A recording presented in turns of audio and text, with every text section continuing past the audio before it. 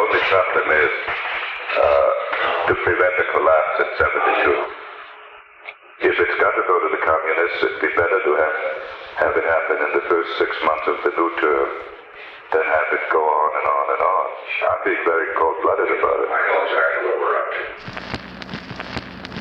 During the mid-1990s, it was becoming apparent that these recordings were a priceless new evidentiary source about not just particular historical episodes, but about the American presidency and about government.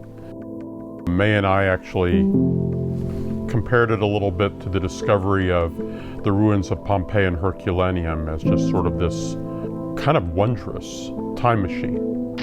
General, what about if the Soviet Union, Khrushchev announces tomorrow, which I think he will, that if we attack Cuba, that it's going to be nuclear war? And what's your judgment as to the chances they'll fire these things off if we invade Cuba? I don't believe it. You don't think they will? In other words, you would take that risk if the situation seems desirable. As a matter of fact, though, what can you do? Kennedy's pretty much made his decisions about how to proceed, and he's consulting former presidents and bringing them in the loop. This is the first occasion in which he's really talking president to president with really the only other person in the world who understands the burdens he faces. The first president to make secret recordings was FDR. Roosevelt was concerned that he was being misquoted by reporters, and so he began recording his press conferences in the summer of 1940 as tensions in the Pacific escalated and Japan expanded its reach while challenging America's military posture in the region. Every so often, though, FDR or his staff would forget to turn the machine off. And the only evidence of this recognition the United States can give is to demilitarize all of its naval and air and army places in Wake, Midway, and Pearl Harbor. God, that's the first time that any damn Jap has told us to get out of Hawaii. President Johnson began recording almost immediately after the assassination of John F. Kennedy.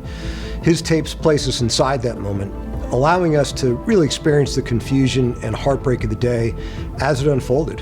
We hear the first reports of Kennedy's death, and then Johnson's call to Mrs. Kennedy, which is really a quiet, painful exchange filled with conflicting emotions between a new president and the mother of a man whose death allowed him to ascend to the Oval Office. We have report quoting Mr. Kilduff in Dallas that the president is dead, that he died about 35 minutes ago. Ms. Kennedy? Yes, Mr. President. Yes. I wish to God there was something that I could do, and I wanted to tell you that we were grieving with you. Thank you very much. I know you love Jack and he loves you. The reason presidents stop taping is that the tapes destroy Richard Nixon's presidency because they provide undeniable evidence that he has committed crimes. And one of the first major crimes that he ordered was a break-in at the Brookings Institution. Now you remember Houston's plan. But couldn't we go over, now Brookings has no right to...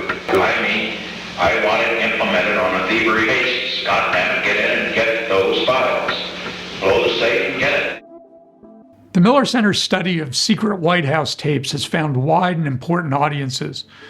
Published transcripts can be found in hard copy and online volumes. They bring actual Oval Office conversations directly to tens of thousands of scholars, journalists, filmmakers, and interested citizens every year. That has a multiplier effect.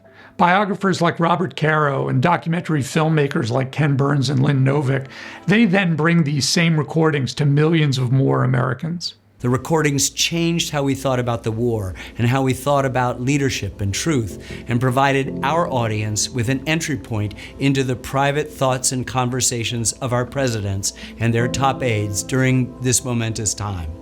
We would not have been able to make the film we made without the contributions and participation and collaboration with the Miller Center. The ultimate value of the tapes is to use history to help us guide the future. By understanding how power works, how decisions are made, we can help design a more responsible and effective presidency. I believe I came to the Miller Center through Philip Zelikow because I took his History of World War II class as an undergrad.